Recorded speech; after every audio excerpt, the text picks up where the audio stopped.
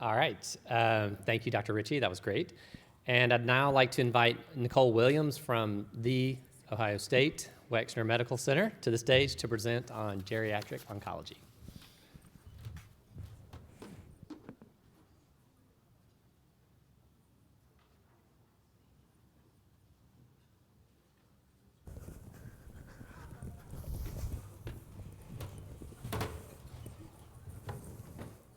Hi, good afternoon. Thank you so much for having me.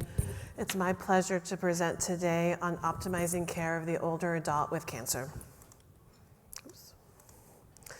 So during my talk this afternoon, we will discuss the trends and outcomes among older adults diagnosed with cancer, and we'll define the utility of the geriatric assessment, chemotherapy toxicity calculator, and life expectancy in cancer care. Why is geriatric oncology necessary, useful, and important? Well, the US is aging. The older population is the largest and fastest increasing population today. So in 2018, there were 52 million Americans who were 65 years of age or older. In 2030, that number will increase to 72.1 million Americans, and in 2060, that number will increase even further to 95 million Americans. This looks at the population growth of older adults of 65 years in age or older across the various states in the US. And you can see that the darkest green are where there's the highest populations, and so that's in Florida, West Virginia, Maine, Montana, and Pennsylvania. We can look at Tennessee, which is in the lighter green, and there is approximately 15 to 15.9% of all patients who are 65 years of age or older. And we can anticipate that this growth will increase by about 12% in the next 20 years as the population continues to age. Also, octogenarians worldwide are increasing. So when we look at patients who are 80 years of age or older in 2025, there's expected to be 153.4 million patients who are 80 years of age or older, and that number will increase to 379 million in 2050. By 2030, over 60 to 70% of all cancer in the United States will occur in persons aged 65 years or age or older. And age is the number one risk factor for developing cancer. Why is age the number one risk factor for developing cancer? Aging and cancer development shares several mechanisms, such as genomic instability, cellular senescence, telomere length shortening. When we look at one of the most common cause of death among older adults in the US, it currently is heart disease, with cancer being the second most common cause of death.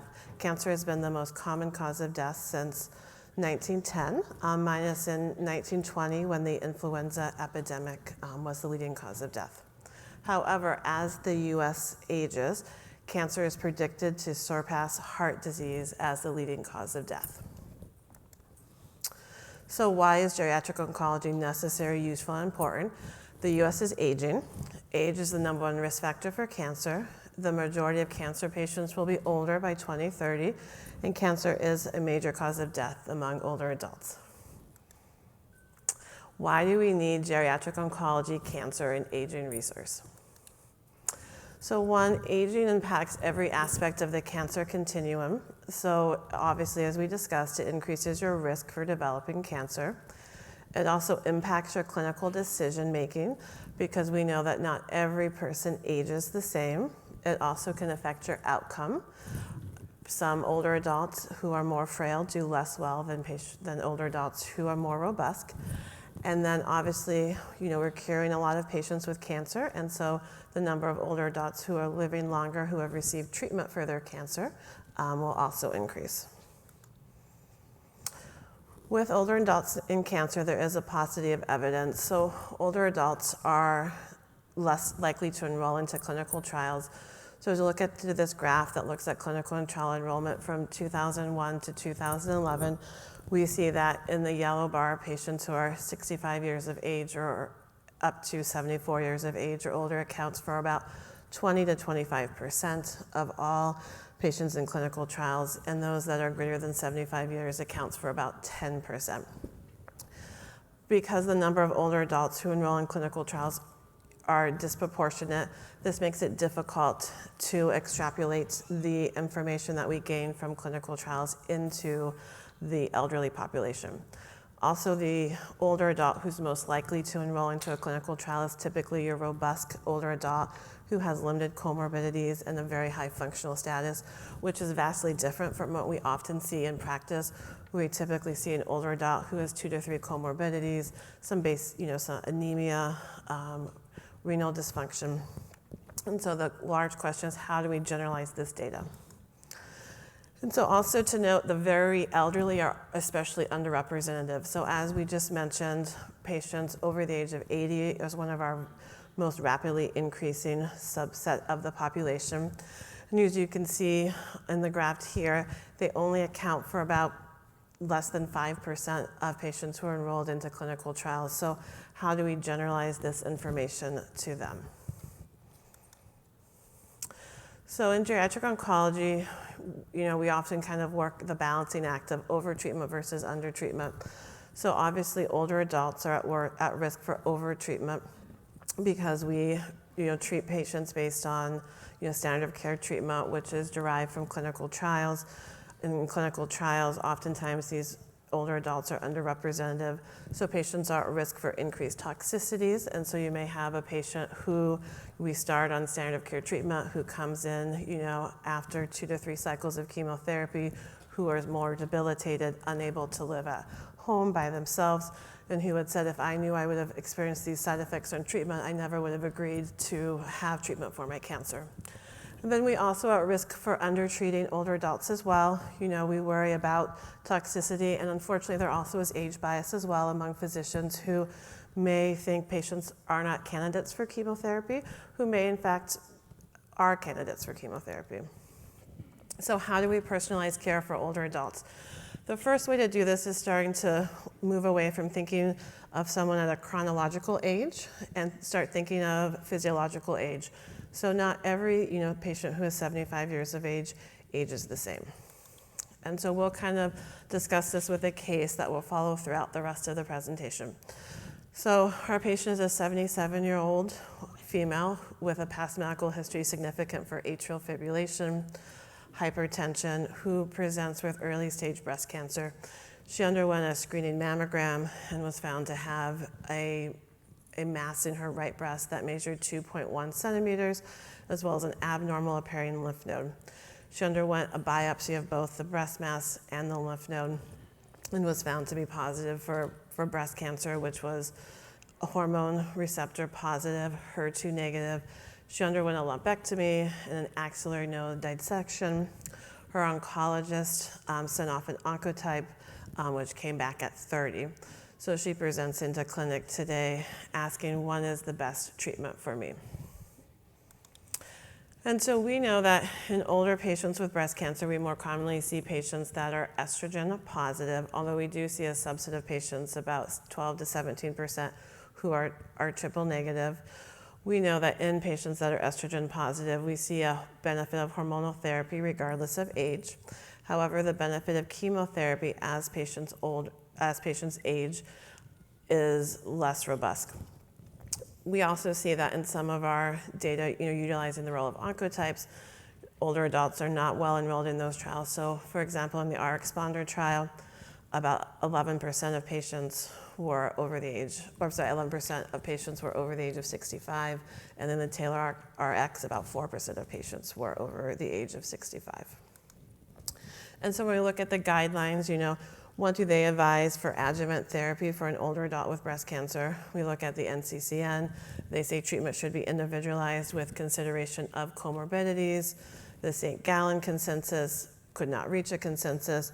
So it really is up to the clinician who's seeing the patient, to assess the patient and decide when is their benefit versus their risk.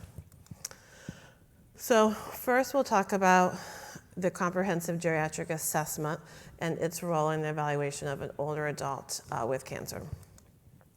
So one is the comprehensive geriatric assessment is a multidimensional assessment to characterize physiological aging. It typically consists of a multi-D team approach, and it looks at several domains. So it looks at comorbidities, function, medications, cognition. It looks at psychological state, nutrition, social support, and quality of life. There are several instruments that can be used to assess these domains, and these instruments can either be self-administered or they can be administered by a clinician or their staff. The second part of the comprehensive geriatric assessment is if a deficit is identified in one of these domains, then a treatment plan is devised to improve. So if someone is found to have a functional deficit, that they're at increased risk for falls, then typically a physical therapy plan is made to try to decrease their chance for falls.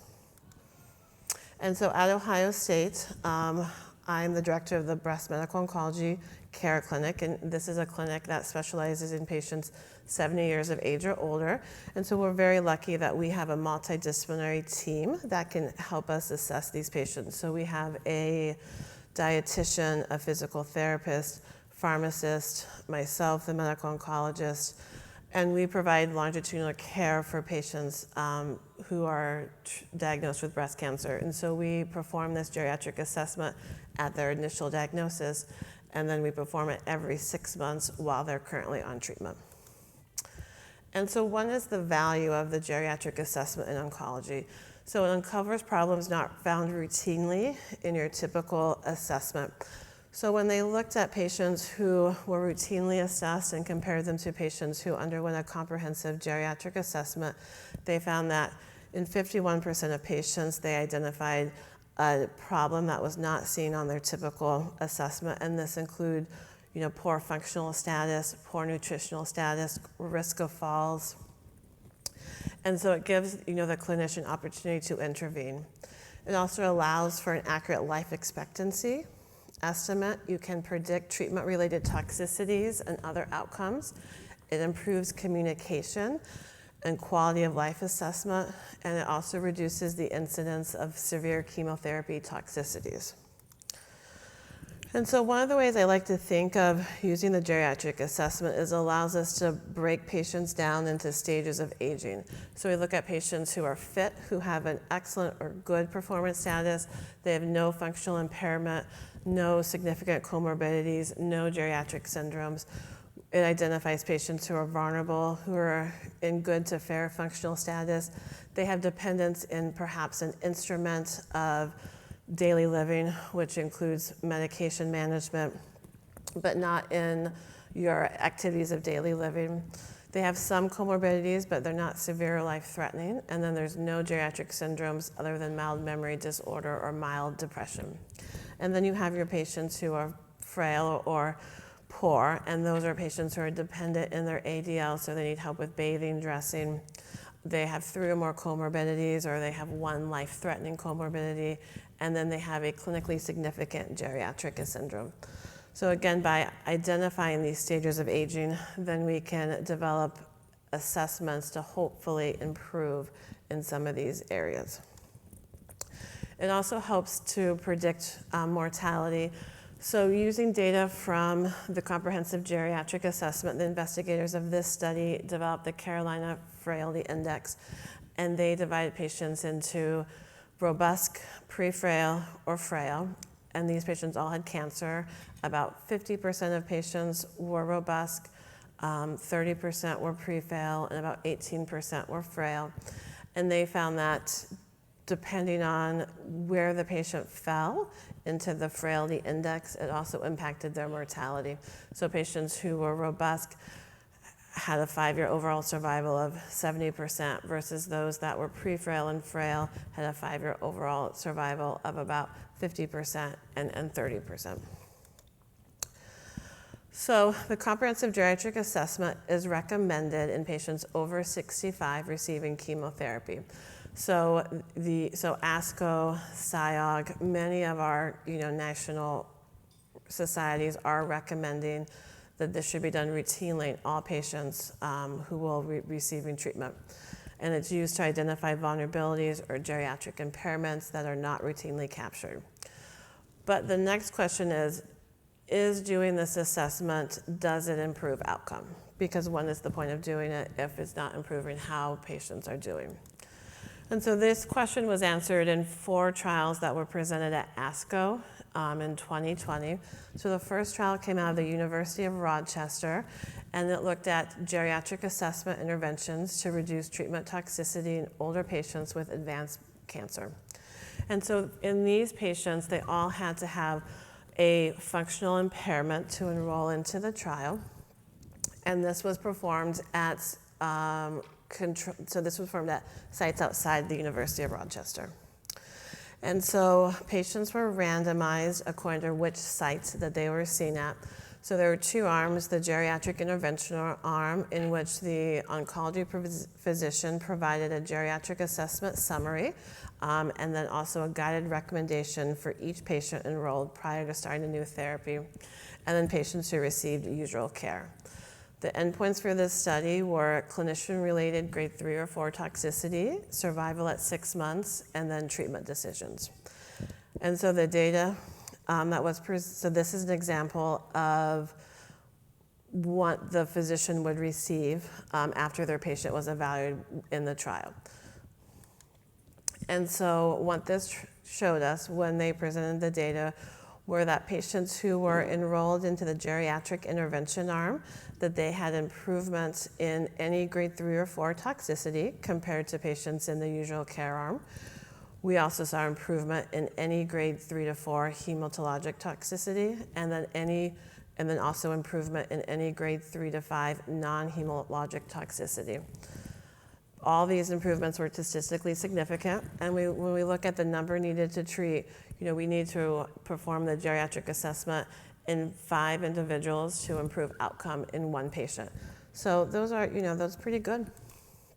Then there's a second study conducted through the City of Hope looking at the geriatric assessment, and this was called the GAIN trial. So this study differed a little bit from the University of Rochester trial that enrolled all patients, so patients with early stage cancer, as well as patients that had metastatic cancer. The majority of patients on this trial had metastatic cancer, and then you can see kind of the breakdown of the subtypes of cancer. And again, patients were randomized between usual care and then a geriatric assessment with intervention. And so as you can see, the patients who were randomized to the geriatric assessment, they had a multidisciplinary study team with the oncologist, the geriatric nurse practitioner, pharmacist, physical therapist, occupational therapist, social worker, and nutritionist, and then the standard of care did not. And again, in this study, the primary endpoint was incidence of grade 3 to 5 toxicities. And again, we saw improvement in toxicity in patients who received the geriatric intervention.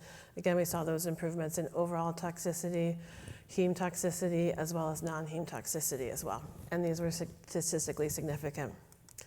2 other studies also kind of further drove home this point. The Integrate study was a study conducted in Australia that looked at, again, geriatric intervention versus usual care. And they found, again, improvement in quality of life at 6 months, reduced hospitalizations, and then less emergency room visits. And then the last study was a surgery study. So it looked at a pre-op geriatric assessment before surgery.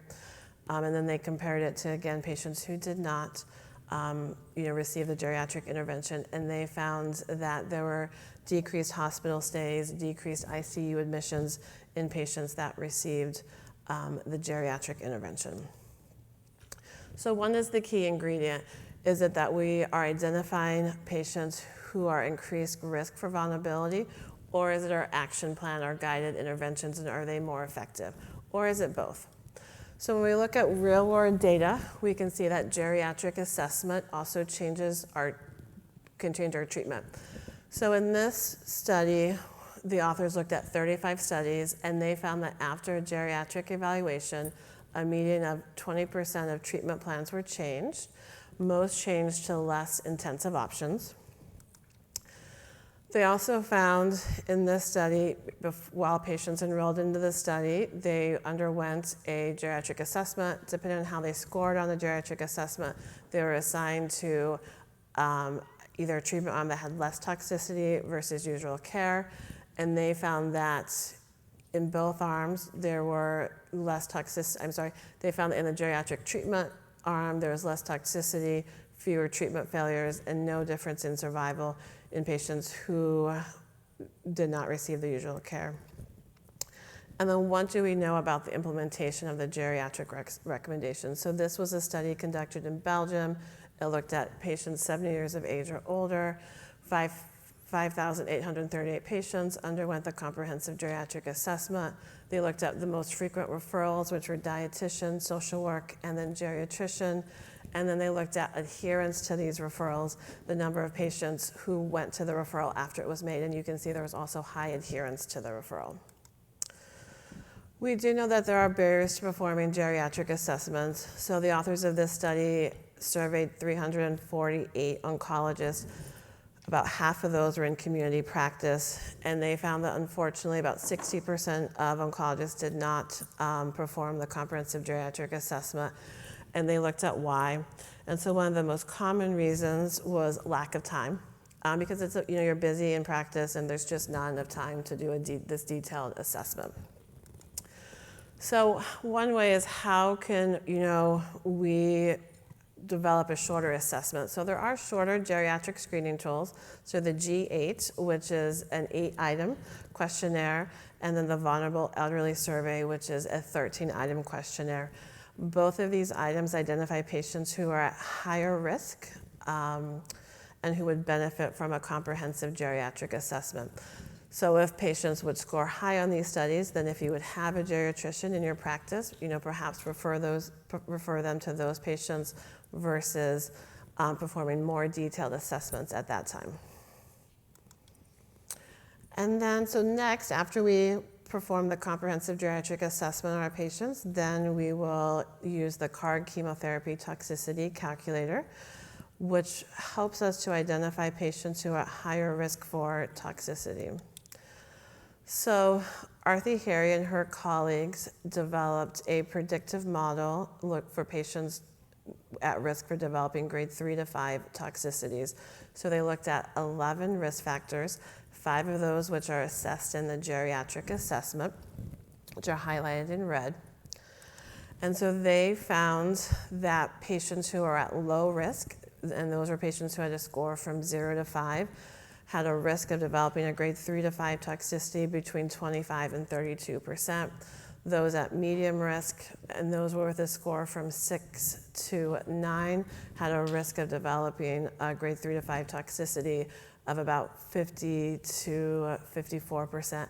And those at high risk with a score of 11 to 19 had a risk of developing a grade 3 to 5 toxicity of about 77 to 89%. This toxicity score was found to do a better job at predicting patients who are at higher risk for developing grade 3 to 5 toxicity compared to the MD-rated performance status, which you can see in the other graph. Depending on how their performance status was determined, what were their risk of developing a grade 3 to 5 toxicity. This tool is available at the MyCARG website, which you can download, drop-down menus to enter it in, and then it will then calculate the score, which I think helps, discussing with patients, what are their risk of developing a grade 3 to 5 toxicity, and it helps with informed decision-making. And then finally, we look to estimate someone's non-cancer specific life expectancy. So as you know, life expectancy can vary. A lot of it depends on how someone is aging. If we look at these two graphs for life expectancy in women and life expectancy in men, we can look at women who are age 70 and men who are age 70.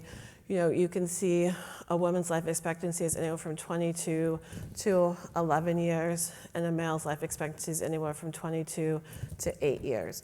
And so how do we identify, where our patients kind of fall into that spectrum? Because one of the things that is important to know is oftentimes when we give someone adjuvant chemotherapy, there's a time to benefit from that that chemotherapy. And if someone's life expectancy is shorter than when we expect to see that benefit, then perhaps, it would not be wise to offer them treatment.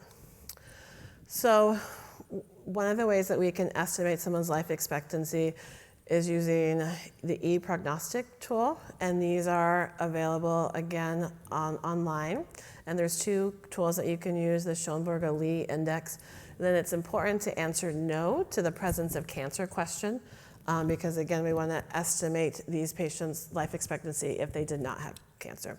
So this is just looking at the Schoenberg index and kind of the questions that you answer for those patients. And then it will give you a score based on what you entered. And then it will estimate patients' 5-year or 9-year mortality. And so for our patient who is 77 and with early stage breast cancer, we performed her comprehensive geriatric assessment and she did very well. She was found to have no impairments. She had no cognitive issues. She had no functional issues, no issues with depression. We performed her chemotherapy toxicity score, which was a 6, which gave her a 44% risk of grade 3 to 5 toxicity with full dose polypharmacy chemotherapy. And then we performed her life expectancy using the Schoenberg Cancer Index, and she came. And so we talked with her about all this data, and we recommended that she proceed with adjuvant Taxotere and Cytoxan, which she did. She tolerated well. She then received radiation, and then she's currently on endocrine therapy. And so takeaways from my talk today is that the number of older adults diagnosed with cancer is increasing. There's limited evidence-based data in older adults, as they're often not enrolled in clinical trials, and this puts them at increased risk for toxicity. Geriatric assessment should be used to identify vulnerabilities or geriatric impairments that are not routinely captured in oncology assessments. And then recent studies have shown that geriatric assessments interventions improves outcome, and then shared treatment decision-making is often indicated about the risk and benefits of treatment. And I'd just like to thank the geriatric team at Ohio State and the leadership at Ohio State. Thank you.